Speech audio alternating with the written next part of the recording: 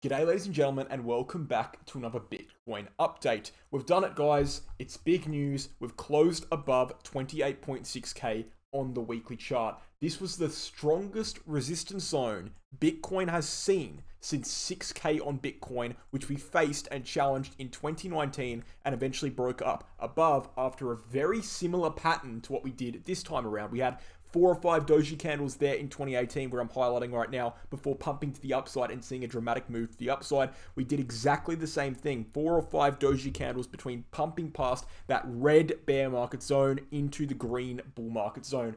That doesn't necessarily mean we're in a bull market. In fact, it doesn't mean we're in a bull market at all. But what it does mean is that Bitcoin is back in the territory in which we saw the last bull market, and hence it's back in the historically bullish territory, the territory we only ever entered in 2021 and 2020 and 2022 on the way back down. So it's great news.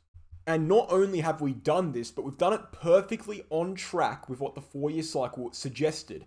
What we have here is not the 4-year cycle itself, but we have a chart that kind of reflects one of the micro trends within the 4-year cycle. And that micro trend is the fact that every single bull market, we form a red horizontal support level, such as 393 or 390-ish in 2014, such as 6,000 here in 2019, 2018, and such as 28.6k in 2021 and 2022, and we've just broken it to the upside. And guess what? The average amount of days between the breakdown and the break back above between 2014 and 2018 was 308 days, and on the 308th day of this cycle, we've broken above it. Now, look, some people believe in coincidences like that, but when you have coincidences consistently playing out over and over and over again, 3 separate times, such as what you have in the 4-year cycle theory, which is what we'll bring up right now, it's not a coincidence, guys. That's called a trend, okay? We'll bring it up right now and show you. What we have, basically, on the 4-year cycle theory is this, okay? We have an overall trend that happens every 4 years. We see one bull market within the 4-year period, one bear market within the 4-year period, and 2 years of consolidation, making a total of 4 years. That's called the 4-year cycle. Within the 4-year cycle, we have 5 micro trends. We have the days from top to top playing out over and over again, the days from bottom to bottom, the days from top to bottom, the days from bottom to top, and the days from bottom to the halving, all of which playing out over and over again. 3 separate times fully completed now. And, obviously you need 3 data points to make a trend. We've just made the trend on more than, on most of those micro trends. We've consolidated that trend. We've also got the presidential cycle, which is supporting this trend. And that is generally, it's a theory that says that every single, every single election cycle you have in the United States of America, that year, the election year, is the most bullish year for traditional markets, and that has supported the Bitcoin 4-year cycle trend. So that's backing it up as well. So not only is this a trend based on the halving, which is a fundamental event, it's also based on 5 micro trends within TA and a presidential cycle, which is separate to cryptocurrency. It's incredibly strong, and most of you are probably aware of it by now. And that's why it's so excellent to see Bitcoin break to the upside here on perfect timing with the 4-year cycle theory and one of its micro trends. That's not a coincidence, guys. That's just the 4-year cycle playing out well. Look, with all this stuff going on, with all this good news happening, 28.6k being broken, it's easy to ignore everything else. It's easy to just be plain bullish, and I do think we should be bullish right now on a macro scale. But short term, short term's a different question. We're on to the next challenge now. We've broken away from one challenge. We've broken 28.6k on the weekly. We'll most likely be staying above it on the weekly. There is a chance we drop that down below, and we'll look at that in a few minutes here. But I want to talk about something else first. That's the challenge. It's the biggest challenge I've ever faced here on Bitcoin throughout the entire bear market ever since we lost that level in June 2020. I've spoken about that literally most videos of the week for that entire 4 plus 6, 10-month period. 10 months I've been speaking about 28.6k on most videos, and we've finally got above it. So it's amazing. Congratulations, we've got above it. But, again, I'm not trying to sit here sound like a permabull, because I'm really not. I'm just saying it's a big milestone. And the next milestone, moving on now, right? Because TEAR doesn't stop because we did something good, right? It keeps going. The next milestone is this. We need to get above this blue line here.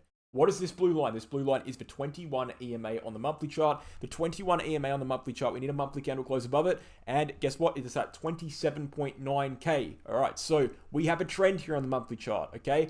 It's not necessarily a 4-year cycle trend, but it's a separate trend. It does support the 4-year cycle, but essentially what it is this. Every single bull market on the monthly chart, we form a red horizontal line. We hold that line for support.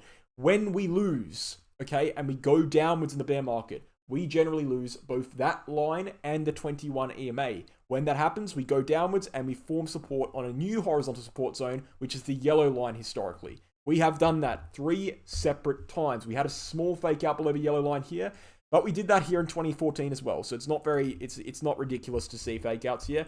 We're still following the same trend. And every single time after bottoming out on the yellow horizontal line in each of these cycles here, in 2 of them I should say, when we get back above the blue line, the 21 EMA, which is our target, our next challenge, we enter a relatively strong uptrend, okay? In 2015, 2016, that uptrend went off straight away. In 2019, it had a slight delay. We had COVID drop. We had a few months of sideways, but ultimately we stayed above it, minus COVID, and we skyrocketed eventually, okay? Now, whether or not we skyrocket now or we skyrocket eventually, that's up for interpretation. That's up for debate. I would say it's probably a bit more likely that we see some sideways consolidation. Perhaps we see a little bit more pump, just like in 2018, 2019. Perhaps we see a couple more months of upwards. But overall, I think that we do need to see a little bit of sideways maybe towards the end of the year and going into next year. And then we start off again after the halving.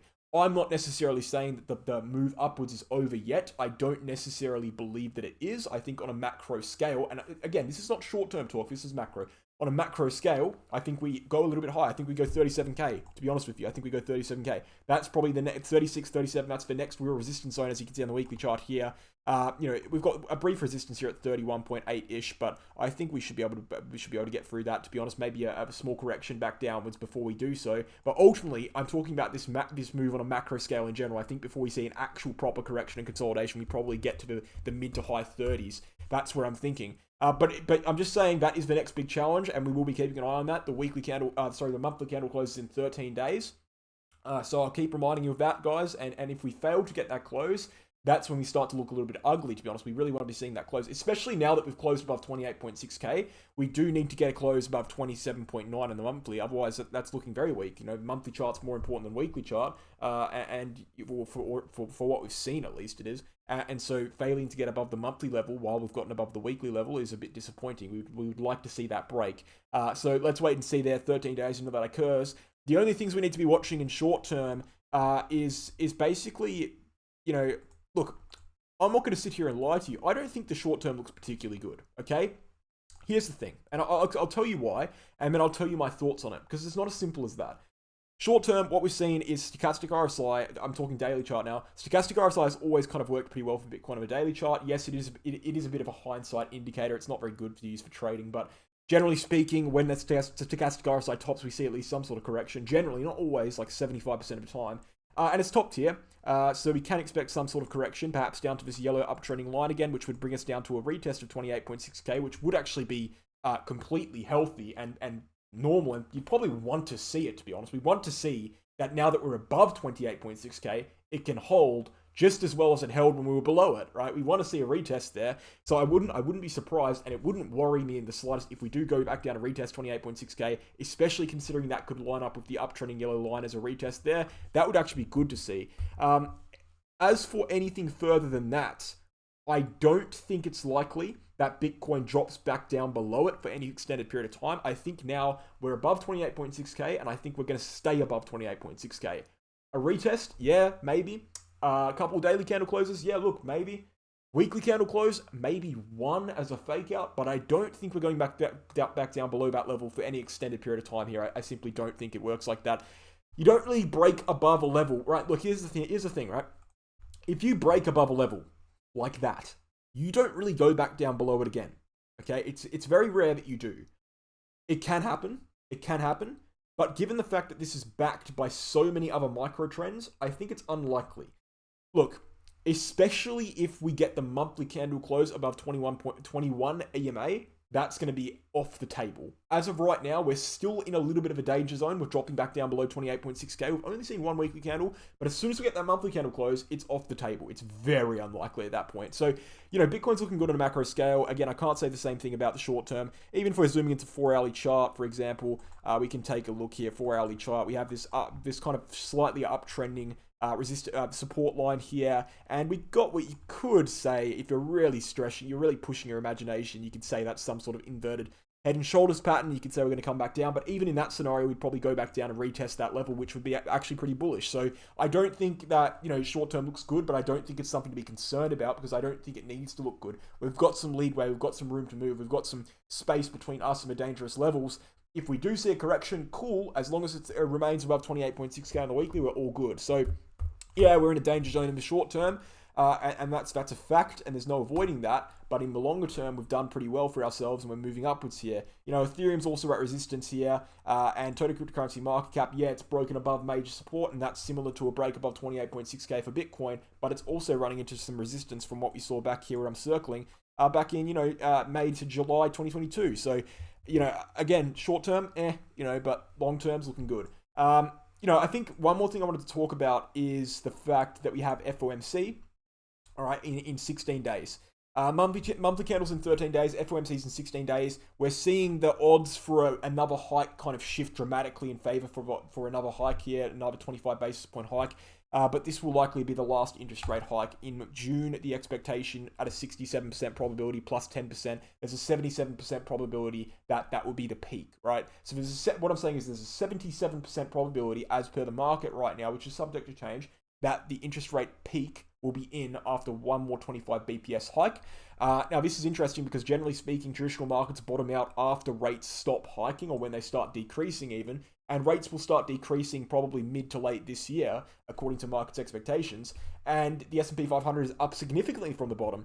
So if the S&P is going to correct, it's going to have to start doing it now. This would be a logical place to start doing it. This is a major resistance zone, of course. As I said, if it's going to start correcting, if it's going to go to new lows, this is when we're going to start doing it. So keep an eye on the S&P.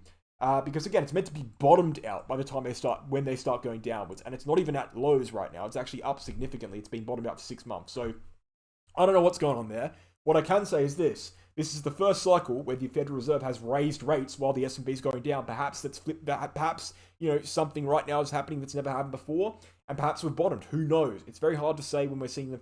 When we're seeing something that's never happened before happen, it's very hard to say what will happen, and that's been my problem. Just to bring it back to an overall point, that's been my problem with people saying the S&P 500 is going to drag Bitcoin down out of the 4-year cycle theory.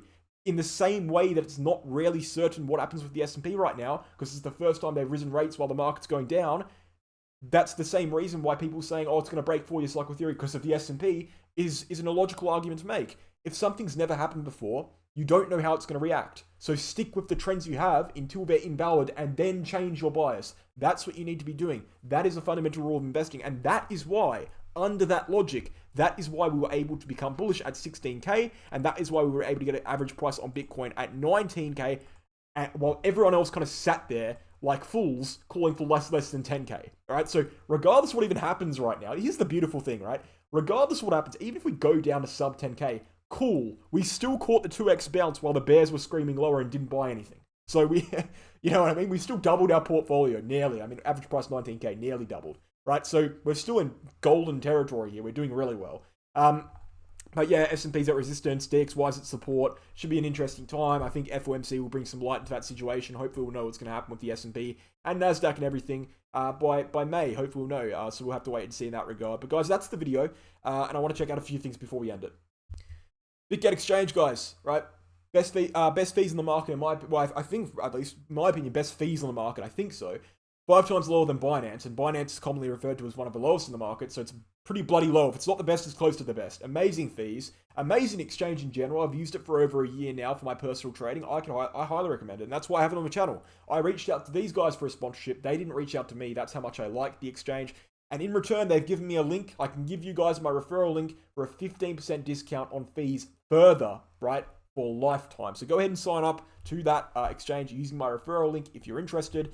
Crypto Academy courses, if you want to learn how to trade, this is the place you can go to do it. 10-unit Become a Trader course. You can check out the website, go through everything we've got there, go through the structure, go through the different units and everything, and make an educated decision on whether you want to purchase that course. Using the email link at cryptoacademycourse@gmail.com. You can also ask us any questions you have and contact us for the payment details, etc. And finally, guys, the VIP group. We've released our Q4 and Q1 results for VIP. You can check out all of our trading results for the last 6 months. Just a few days ago, we had a 510%, actually just yesterday, sorry, we had a 510% game on FLM in less than 12 hours. Everyone who took advantage of the VIP sale of last week, got in with that. Well, most people, I assume, who traded it, that would have been their first trade, up 510%. Beautiful stuff there. So go ahead and check out VIP if you're interested. On Telegram, we post altcoin trading signals. And without further ado, guys, I'll end the video there. And I'll let you go. Thanks for watching. Hope you enjoyed. And I'll catch you in the next one. Cheers.